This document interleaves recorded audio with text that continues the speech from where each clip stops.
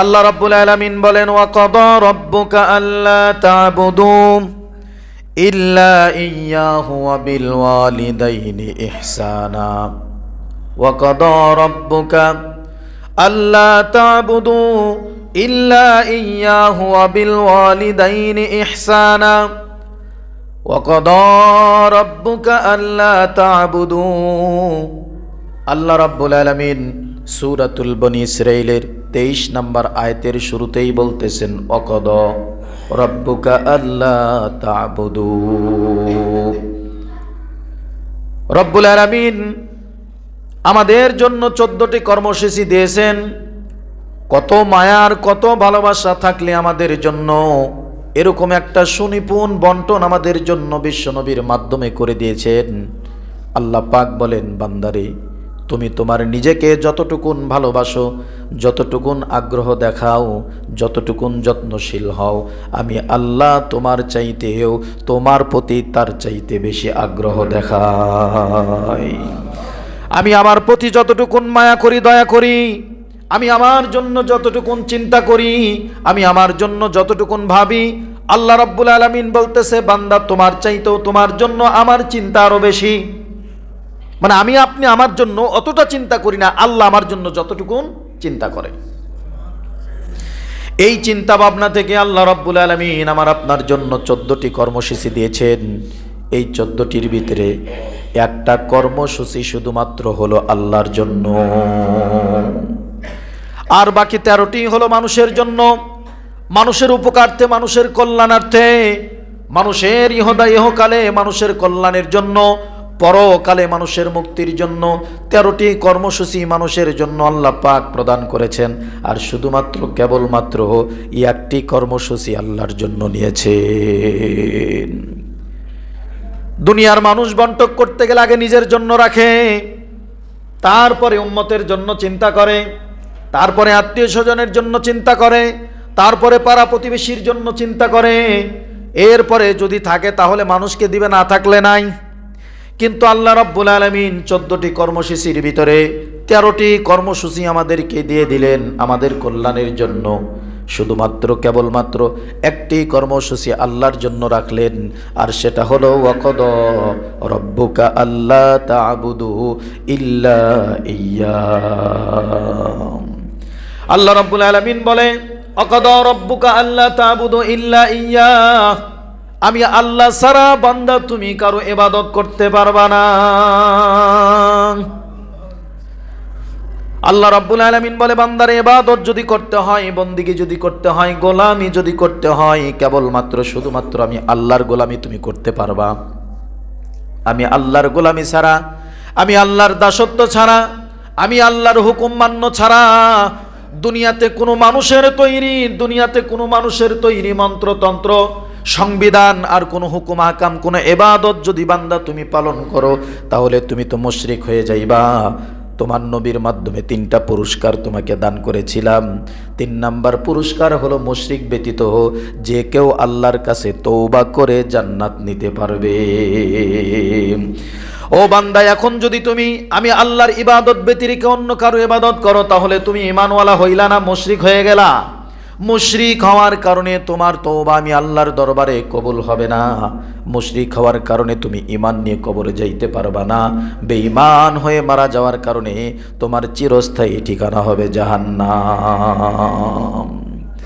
তাহলে 1 নম্বর কর্মসূচি, ওয়া কাদা রাব্বুকা আল্লা তা'বুদু ইল্লা ইয়্যাহু। হে বান্দা, দুনিয়াতে কেবলমাত্র শুধুমাত্র একমাত্র ইবাদত করনেওয়ালা জাতকে, এই আল্লাহর ইবাদত ছাড়া আর দুনিয়াতে কারো ইবাদত তুমি করতে পারবা না। এখন কথা হলো, আমাদের এই জামানার মানুষ এক আল্লাহর ইবাদত করে নাকি অন্যান্য জিনিসের ইবাদত করে? আছে না নাই? আছে না নাই?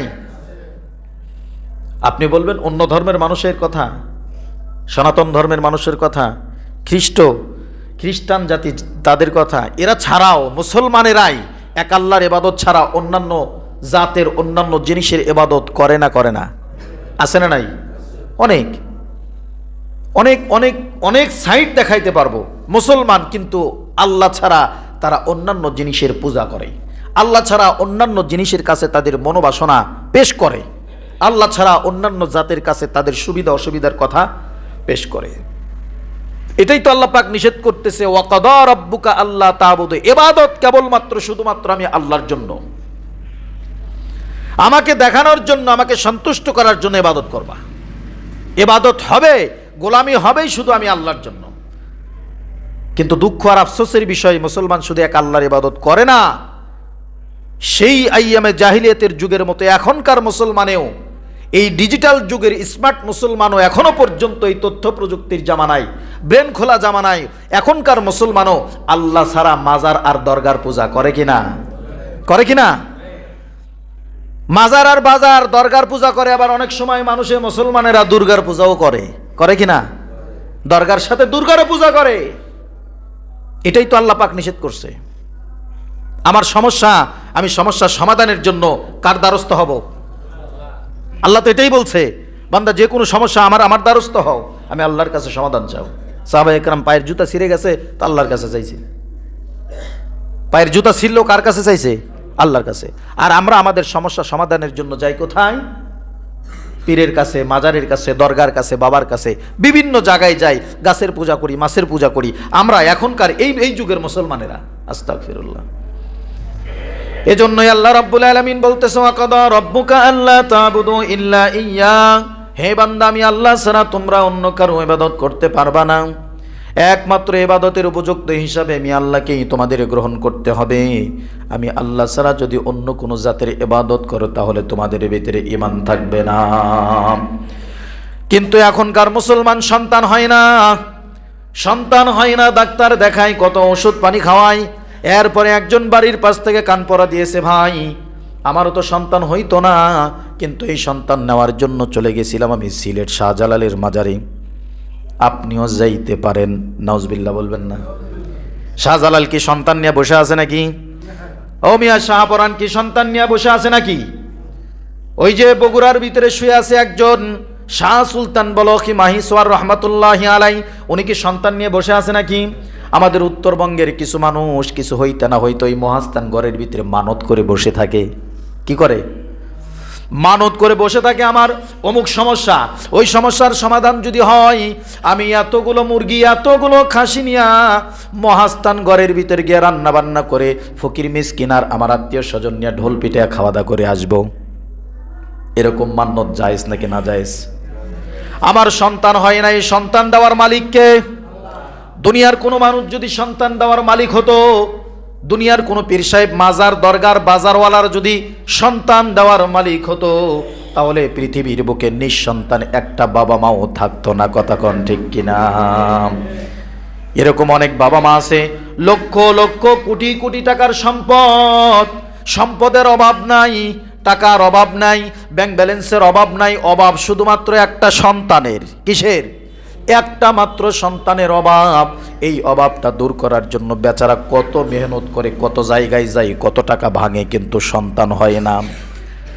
মাজার, বাজার, দরগার, দুর্গা সব কিছু দেখা শেষ, কিন্তু সন্তান হয় না। হবে কোত্থেকে? সন্তান দেওয়ার মালিক তো মাজারওয়ালা না নয়, সন্তান দেওয়ার মালিক তো বাজারওয়ালারা নয়, সন্তান দেওয়ার মালিক তো পীর সাহেব নয়, সন্তান দেওয়ার মালিককে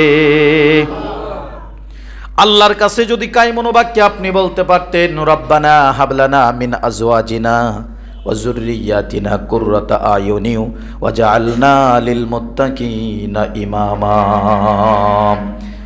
120 বছর বয়স নবী ইব্রাহিমের সন্তান নাই, 120 বছর বার্ধক্যে উপনীত হয়ে গেছে, মাথার চুল সাদা হয়ে গেছে, মুখের দাড়ি পর্যন্ত সাদা হয়ে গেছে, কোনো সন্তান নাই। সন্তান নেওয়ার জন্য কারোর কাছে যাই নাই, রবের কাছে ডাক দে বলে, রব্বুল আলামিন একটা সন্তান আমার ঘরে আপনি দান করেন নাই। বাবা ডাক শুনলে কলিজাটা কেমন ঠান্ডা হয় আমি বলতে পারি না। আল্লাহ গো, যদি মায়া করে দয়া করে একটা সন্তানের ব্যবস্থা আপনি আমার জন্য করে দিতেন, আমি আপনার কাছে চিরকৃতজ্ঞ থাকতাম। আল্লাহ রাব্বুল আলামিন ইব্রাহিম পয়গম্বরকে ডাক দে বলে, আমার পয়গম্বর, আমাকে ডাকার সিস্টেম আমি তোমার কাছে বলে দিচ্ছি, সিস্টেম মাফিক তুমি আমাকে ডাকো।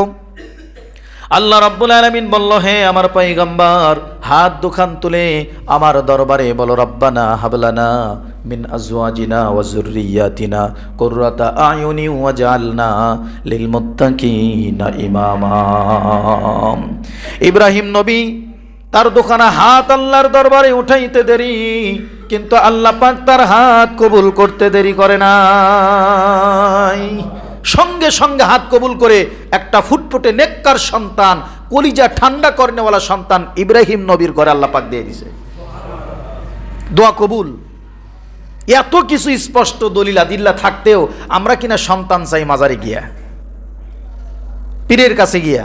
এখনকার মানুষ আস্তাগফিরুল্লাহ, এই কাজটা করা যাবে না।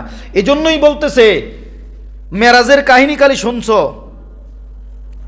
মেরাজ করতে আসমানে উঠছে, জমিন থেকে আসমানে গেছে, বাইতুল মুকাদ্দাস থেকে বাইতুল্লাহ শরীফ পর্যন্ত এই সফরের ভিতরে জান্নাত জাহান্নাম কত অলৌকিক ঘটনা সব কিছু শুনছো, কিন্তু আসল কর্মসূচি কি এইটাই তুমি জানো না। এইটা আগে শোনো, তার উপরে আমল করো। কত সুন্দর কথা। বান্দারে ইবাদত করতে হবে কার? চাইতে হবে কার কাছে? আল্লাহর কাছে চাইতে হবে, ইবাদত করতে হবে আল্লাহর। কিন্তু আমরা ইবাদত করতে গিয়া ইয়্যাকা না'বুদু ওয়া ইয়্যাকা নাস্তাঈন ঠিকই বলি, আর নামাজ ছেড়েই তারপরে মাজারের দিকে দৌড় মারি। নামাজের ভিতরে কথা আর পরবর্তী আমল দুইটার সাথে একে অপরের কোনো মিল নাই। এই কথাটাই আল্লাহ পাক নিষেধ করতেছে, বান্দা এইটা তুমি করতে পারো না। একমাত্র ইবাদতের উপযুক্ত আমি আল্লাহ, আমি আল্লাহ ছাড়া আর কারুর কোনো ইবাদত চলবে না, করতে পারবা না। তাহলে ক্লিয়ার বিষয়টা। আমি যে কোনো জিনিস চাবো তো কার কাছে? আল্লাহর কাছে। অন্যান্য ধর্মের মানুষ তারা তাদের রীতিনীতি অনুযায়ী যার কাছে খুশি তার কাছে চাবে, সেটা তাদের ব্যক্তিগত বিষয়। তাদের ধর্ম নিয়ে আমাদের হস্তক্ষেপ করার কোনো অনুমতি আল্লাহ পাক আমাদেরকে দেয় নাই। কিন্তু আমরা ইসলাম ধর্মের মানুষ, আমরা মুসলমান, আমাদের রব হলো একটা, আমাদের খোদা হলো একজন। এই একজনের কাছেই আমাদের ইবাদত করতে হবে, আর যা কিছু চাওয়ার তার কাছেই চাইতে হবে। তাহলে বিষয়টা ক্লিয়ার যে আমি যা কিছু চাবো এটা কার কাছে? আল্লাহর কাছে। প্রথম নাম্বার কর্মসূচি। কত নাম্বার? প্রথম নাম্বার। মেরাজের প্রথম নাম্বার কর্মসূচি।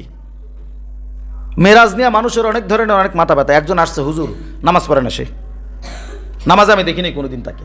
এসে বলতেছে, হুজুর শবে মেরাজের রোজা কয়টা? তো আমি বললাম, ভাই শবে মেরাজের রোজাতে আপনি কি করবেন? বলে, রোজা রাখতে হবে না?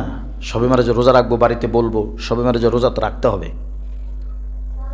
তা আমি বললাম, শবে মেরাজে কোনো রোজাই নাই, শবে মেরাজে কোনো রোজাই নাই। বরং ওমর ফারুক রাদিয়াল্লাহু তাআলা বলছে, শবে মেরাজকে উদ্দেশ্য করে যদি কোনো ব্যক্তি রোজা রাখে তারে ততক্ষণ ধরে পিডাও যতক্ষণ পর্যন্ত না সে না খায়। মানে খাওয়ার আগ পর্যন্ত খালি পিডাই বরে। কথা বুঝতে পারছেন? নতুন কথা শুনতেছেন তাই না? নতুন কথা আপনারা জানেন না তো, আপনাদের কাছে নতুন তো হবে। এটা না জানলে সেই কথা হুট করে শুনলে নতুন হবে না। শবে মেরাজ উপলক্ষে কোনো রোজা নাই, শবে মেরাজ উপলক্ষে কোনো ইবাদত নাই। শবে মেরাজ হলো বিশ্বাস করার জিনিস, আর এই 14টা কর্মসূচি মানার জিনিস। শবে মেরাজ অন্তর থেকে বিশ্বাস করতে হবে যে আল্লাহ রাসূল সাল্লাল্লাহু আলাইহি সাল্লাম সশরীরে আল্লাহর কাছে গিয়ে মেরাজ করে আসছেন, এটা অন্তর দ্বারা বিশ্বাস করতে হবে। এটাই হলো আমল। আর এর বাইরে এই 14টা কর্মসূচি জমিনে বাস্তবায়ন করা এটা আমাদের দায়িত্ব। আসল জিনিস নিয়ে কোনো খবর নাই, নকল নিয়ে খালি টানাটানি। শবে মেরাজে রোজা রাখার লেগে প্রস্তুত, অথচ ওয়াক্তীয় নামাজ তার কোনো খবর নাই। শবে মেরাজের রোজা ফরজ, শবে মেরাজের রোজা ফরজ, ওয়াজিব কিছুই না। আপনি এটা রাখবেনই না। শবে মেরাজের রোজা রাখার কোনো ইখতিয়ারই আপনার নাই। আন্তাজে একটা আমল বাইর করবেন কে? যেটা আছে সেটাই তো করেন না। শবে মেরাজ অন্তর থেকে বিশ্বাস করার জিনিস, জাস্ট এতটুকুনি। আর রমজানের প্রস্তুতি নেবেন এই মাসে, আর এই 14টা কর্মসূচির পিছনে মেহনত করবেন। 1 নাম্বার কর্মসূচি কি বললাম বলেন? না মনে থাকলে তাহলে তো বইলা কোনো লাভ নেই এত কষ্ট করে। 1 নাম্বার কর্মসূচি ইবাদত। নামাজ নয় শুধু, নামাজ, রোজা, হজ, যাকাত, দান, খয়রাত, সদকা, যত যা আছে, জিকির, আজকার, কোরআন তেলাওয়াত, কালিমা খতম, ভালো কথা, সুন্দর ব্যবহার, মুআমালা, মুআশারাত, আখলাক, তবিয়ত, এই সব কিছু হবে কার জন্য? কার জন্য? আল্লাহর জন্য হবে। সকল ইবাদত হবে একমাত্র, কেবলমাত্র, শুধুমাত্র আমার রব আল্লাহর জন্য। আল্লাহ পাক এটাই বলতেছে, তুমি আর কারোর জন্য ইবাদত করতে পারবে না। একমাত্র আমি আল্লাহর জন্য তোমাকে ইবাদত করতে হবে, একমাত্র আমি আল্লাহর জন্য তোমাকে মানুষকে সাহায্য করতে হবে, একমাত্র আমি আল্লাহর জন্য তোমাকে মানুষকে খাওয়াইতে হবে, একমাত্র আমি আল্লাহর জন্য মানুষের সাথে সুন্দর ব্যবহার করতে হবে, একমাত্র আমি রবকে খুশি করার জন্য এতিম মিসকিনদের মাথার উপরে হাত বুলিয়ে দিতে হবে। কাকে খুশি করার জন্য? অর্থাৎ আমার জীবনে আমি যা কিছু করি, যত ভালো কাজ করি, এই সব কিছু কার জন্য? আল্লাহর জন্য, আর কাউকে দেখানোর জন্য নয়। বাবার দরবারে একটা গরু দিলে বাবা খুশি হবে, আমার নিয়তই তো গরমিল। কাকে খুশি করার জন্য গরু দিলাম? বাবাকে। মাজারে গরু দিলাম তো বাবাকে খুশি করার জন্য দিলাম, মাজারে দান করলাম তো মাজারওয়ালাকে খুশি করার জন্য দান করলাম। কিন্তু আল্লাহ পাক বলছে যা কিছু করবা কাকে খুশি করার জন্য? আল্লাহকে খুশি করার জন্য। কথাটা কি মনে থাকবে? আমাদের যত ইবাদত আছে সব কিছু হলো কার জন্য? আল্লাহর জন্য। এক নাম্বার কর্মসূচি। দ্বিতীয় নাম্বার কর্মসূচি আল্লাহ রাব্বুল আলামিন বলেন, ওয়া কাদা রাব্বুকা আল্লা তা'বুদু ইল্লা ইয়্যাহু ওয়া বিল ওয়ালিদাইনি ইহসানা। ওয়া বিল ওয়ালিদাইনি ইহসানা, পিতা মাতার প্রতি ইহসান করবা। কি করবা? ওই যে বলছিলাম 13টা কর্মসূচির ভিতরে শুধুমাত্র একটা কর্মসূচি আল্লাহর, সেটা কি? তাওহীদ। এই যে ওয়াকাদা রব্বুকা যেটা বললাম, কেবলমাত্র শুধুমাত্র ইবাদত হবে কার জন্য? আল্লাহর জন্য। বাকি এই যে 13টা শুরু হইল, এই 13টাই আমাদের জন্য, আমাদের কল্যাণের জন্য, আমাদের ভালাইয়ের জন্য। আর ওই একটা কর্মসূচি আল্লাহর জন্য, কারণ ওই একটাই হলো আসল। ওই একটা কি? আসল। এক ছাড়া শুধু শূন্যের কোনো দাম আছে? মানে এক ছাড়া শুধু শূন্য, শূন্যের পিঠে শূন্য বসাইলেন দাম বাড়বে? আরো শূন্য বসাইলেন দাম বাড়বে? 1000টা শূন্য দেন দাম বাড়বে? শূন্য দিতে দিতে একবারে টেকনাফ থেকে তেঁতুলিয়া পর্যন্ত যান, দাম বাড়বে? কিন্তু এই শূন্যের মাথায় শুধু একটা এক লাগায় দেন তো, একের পিঠে একটা শূন্য বাড়ান। শুধু এক যখন থাকবে একের দাম একই, ঠিক আছে না? কিন্তু একের পিঠে আরেকটা শূন্য বসাইলে তখন কি হবে? আরেকটা শূন্য বসান, আরেকটা। মানে এর পাওয়ার বাড়তেছে না কমতেছে? দাম বাড়তেছে না কমতেছে? তাহলে এক হলো কি? আসল। এক কি? আসল। এক হলো মূল। একের পিঠে শূন্য বসাইলে দাম বাড়বে, সম্মান বাড়বে, পাওয়ার বাড়বে, কর্তৃত্ব নেতৃত্ব বাড়বে, কিন্তু শুধু শূন্যের কোনো দাম নাই। ঠিক তেমনি ভাবে আপনি নামাজ পড়বেন, এটা শূন্য; রোজা রাখবেন, এটাও শূন্য; দান করবেন, সেটাও শূন্য; সদকা, হজ, যাকাত সব কিছু শূন্য, যদি আপনার ভিতরে ঈমান না থাকে। কি না থাকে? ঈমান। আর এই ঈমানটাই হলো তাওহীদ। এই ঈমানটাই হলো তাওহীদ। আমি আল্লাহকে বিশ্বাস করি, যা কিছু করি সব কিছু কার জন্য? আল্লাহর জন্য। ভিতরে ঈমান থাকার কারণে এই ঈমানটা হলো এক। ঈমানটা কি? এক। এখন নামাজ পড়ছেন, যদিও শূন্য, কিন্তু একের পিঠে শূন্য বসার কারণে কি হয়ে গেছে? এরপরে রোজা রাখছেন, যদিও শূন্য, ওই 10-এর পিঠে আরেকটা শূন্য বসার কারণে কি হয়েছে? বাড়তেই থাকবে, বাড়তেই থাকবে, বাড়তেই থাকবে। মূল কি তাহলে? এই এক, যেটা আল্লাহর জন্য আল্লাহ নিয়ে নিছে। বান্দারে 14টা কর্মসূচির 1 নাম্বার কর্মসূচি আমার জন্য। বলে দিলাম, তুমি তোমার জীবদ্দশায় জীবনে কোনোদিন কারোর জন্য, কাউকে সন্তুষ্ট করার জন্য কোনো ইবাদত করতে পারবা না। যত ইবাদতই করো না কেন, সব কিছু হবে আমি রবের জন্য। তাহলে আজকে একটা মানুষকে যদি আমি 1 টাকা দানও করি, ওই দানটা কার সন্তুষ্টির জন্য করব? কার সন্তুষ্টির জন্য? আমি একজন মানুষকে সালাম দেব, এটা কার সন্তুষ্টির জন্য করব? মানে সব কাজই আমি একজন মানুষ, আমার বন্ধু বা অচেনা একজন মানুষকে একবেলা খানা খাওয়াবো, ওরে বাড়িতে এসে খানা খাওয়াবো, কিসের জন্য? কার সন্তুষ্টির জন্য? আল্লাহর সন্তুষ্টির জন্য, আমার ওই বন্ধুর সন্তুষ্টির জন্য নয়। তাহলে আল্লাহ রাব্বুল আলামিন বলতেছে 2 নাম্বার কর্মসূচি, ওয়াবিল ওয়ালিদাইনি ইহসানা ইম্মা ইয়াবলুগান্না ইনদাকাল কিবারা আহাদুহুমা আও কিলাহুমা ফালা তাকুল লাহুমা উফফিন ওয়ালা তানহারহুমা ওয়া কুল লাহুমা কাওলান কারীমা। ওয়াবিল ওয়ালিদাইনি ইহসানা, পিতামাতার প্রতি সদাচরণ, সুন্দর ব্যবহার, নম্রভাবে তাদের সাথে কথাবার্তা বলা, তাদের সামনে আটিসাটি হয়ে বসা এবং তাদের মনোপুত হয়ে চলার চেষ্টা করা। এখন এই জিনিসটার খুবই অভাব, খুবই অভাব। এইটা নিয়ে যদি আলোচনা করতে চাই, আমার চিন্তা ভাবনা ছিল আজকে 4টা বলবো। কয়টা? 4টা। কিন্তু মাত্র 2য় নাম্বারে ঢুকলাম। প্রথম নাম্বারটা বলে 2য় নাম্বারে ঢুকলাম। 2য় নাম্বারে কি? ওয়াবিল ওয়ালিদাইনি ইহসানা, পিতামাতার প্রতি সদাচরণ হও। এখন এইটা নিয়ে আলোচনা করতে গেলে কয়েক জুমা লাগবে, শুধু পিতামাতার প্রতি। কারণ কি, রিদর রব্বি ফি রিদল ওয়ালিদাইন ও সাখাতুর রব্বি ফি সাখাতুল ওয়ালিদাইন। পিতামাতার সন্তুষ্টি হলো আল্লাহর সন্তুষ্টি। সুবহানাল্লাহ বললেন না?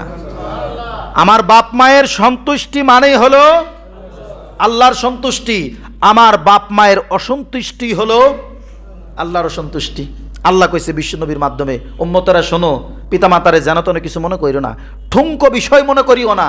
এই পিতামাতার সন্তুষ্টি হলো আল্লাহর সন্তুষ্টি। তোমার পিতামাতা তোমার প্রতি সন্তুষ্টি, তো তুমি মনে করবা আল্লাহ তোমার প্রতি সন্তুষ্ট আছেন। তোমার পিতামাতা তোমার প্রতি অসন্তুষ্ট, তুমি 1000 টাকার মালিক হও, 1000 সম্মানের অধিকারী হও, দেশের প্রাইম মিনিস্টার হও, মন্ত্রী হও, ম্যাজিস্ট্রেট হও, সারা দেশের মানুষ তোমাকে ফুলের মালা গলায় দেয়, তুমি মরা মাত্রই তোমাকে ফেরেশতারা জুতার মালা দিবে। কিসের মালা? জুতার মালা। পিতামাতার সন্তুষ্টি ছাড়া পৃথিবীর মানুষের সন্তুষ্টি অর্জন করছেন, কোনোই লাভ নাই, কোনোই লাভ নাই। নামাজ, রোজা, হজ, যাকাত সব বিফলে। কারণ কি, আমার পিতামাতা আমার প্রতি অসন্তুষ্ট।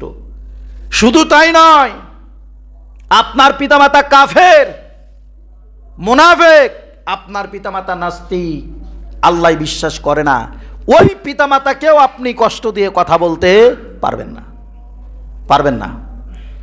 শুধুমাত্র পিতামাতার একটা কথার অবাধ্য আপনি করতে পারবেন, একটা কথার।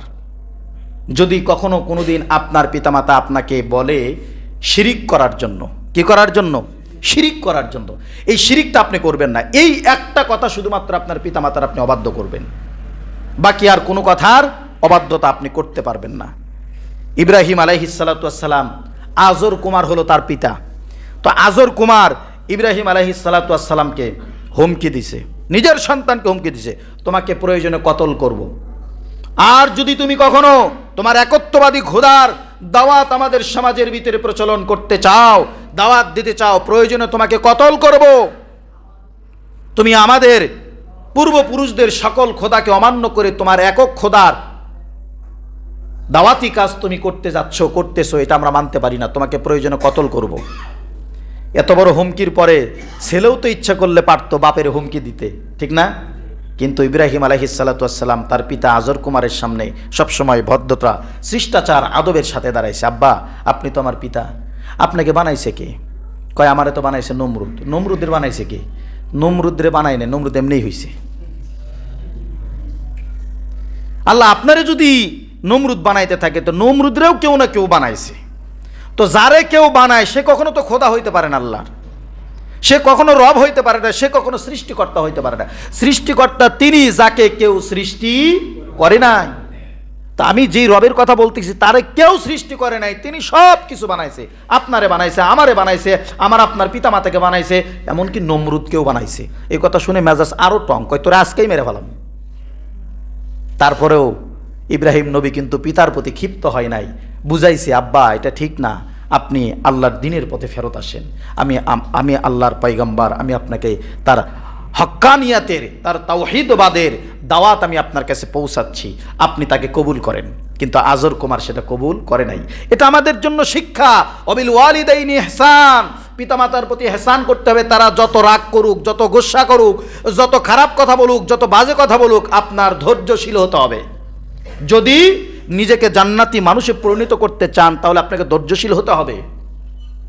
দুঃখ আর আফসোসের বিষয়, আমরা আমাদের পিতামাতার সাথে উল্টাপাল্টা ব্যবহার করি, আর নিজের একমাত্র সন্তান তাকে কোলে নিয়ে আদর করি, বাবা আমার কলিজা, আমার টুকরা, আমার হাড়, আমার হৃৎপিণ্ড, আমার সব, বাচ্চারা আদর করতেছি। আর নিজের পিতামাতার খবর নাই, অসুস্থ অবস্থায় বিছানায় পড়ে আছে, রাতে দিনে সব সময় ক্যাঁ করে, কখনো বাবার কাছে মায়ের কাছে যায় সময় দিই না, 5 মিনিট তাদের কাছে বসি না, তাদের ভালো মন্দর খোঁজ খবর নেই না, কি লাগবে না লাগবে জিজ্ঞাসা পর্যন্ত করি না। অথচ আমার সন্তান নিয়ে আমি কত সুন্দর রং তামাশা করতেছি, কত আদর আল্লাহ দেখাইতেছি আমার সন্তান নিয়ে। ও মিয়া, এটা তোমার আয়না, পিতামাতার প্রতিচ্ছবি। তুমি রেডি হও, প্রস্তুত হও, যেই ব্যবহার তুমি তোমার পিতামাতার সাথে করলা, এইটা ফেরত আল্লাহ পাক তোমাকে অবশ্যই দিবে তোমার সন্তানের মাধ্যমে। তুমি ঘরের ভিতরে পইরা থাকবা, বিছানায় হাঁকবা মুতবা, পরিষ্কার করার জন্য তোমার সন্তান তোমার কাছে আসবে না, কারণ এই শিক্ষাই তো তোমার সন্তান তোমার কাছ থেকে পায় নাই। তুমি তোমার সন্তানের সামনে তোমার পিতামাতাকে অবজ্ঞা করছো, অবহেলা করছো, তাদের খোঁজ খবর নাও নাই, তাদের পরিষ্কার পরিচ্ছন্নতার দিকে তুমি খেয়াল রাখো নাই। এইগুলো দেখে দেখেই তো তোমার সন্তান বড় হয়েছে, ঠিক না? এখন তোমার বৃদ্ধকালে, তোমার বয়োজ্যেষ্ঠকালে তোমার সন্তানও ঠিক ওইভাবেই ওই আচরণ তোমার সাথে করবে, কারণ আল্লাহ পাকের ওয়াদা, যে যেমন করবে ঠিক তেমনই ফেরত পাবে। এরকম সন্তান আমাদের সমাজে আছে না নাই? আছে, খালি কন এগুলোই তো বেশি, এটাই তো বেশি। পিতামাতাকে ঘর ধাক্কা দিয়ে ঘর থেকে বের করা, পিতামাতার সাথে রুক্ষ ব্যবহার করা, চুন থেকে পান খুঁজলে তার সাথে বিভিন্ন ধরনের বেয়াদবি করা, এগুলো আমাদের সমাজে আছে না নাই? ব্যাপক হারে আছে। আহা, আমি নাম উচ্চারণ করতে চাই না, গত কিছুদিন আগে এক আল্লাহর বান্দি ইন্তেকাল করছে। আমি খবর নিয়ে দেখছি এই আল্লাহর বান্দি লক্ষ লক্ষ কোটি কোটি টাকার সম্পদ সন্তানদের জন্য রেখে গেছে। ছেলে সন্তানের অভাব নাই, একটা সন্তান হয়তো বুঝতাম যে এই সন্তান ব্যস্ত থাকে, বাড়িতে থাকে না, বিদেশে থাকে বা বিভিন্ন কাজে কর্মে দূর দূরান্তে থাকে, পিতামাতার খোঁজ খবর নেওয়াটা তার জন্য একটু অস্বাভাবিক। কিন্তু এরকম না, কয়েকটা সন্তান এবং প্রত্যেকটা সন্তানই প্রতিষ্ঠিত। এই প্রতিষ্ঠিত সন্তানের মা রাতের বেলায় সেবা শুশ্রূষাহীনভাবে পানি, এক গ্লাস পানির অভাবে সে আল্লাহ বিল্লাহ করতে করতে আর চিল্লাইতে চিল্লাইতে তার ইন্তেকাল হয়ে গেছে।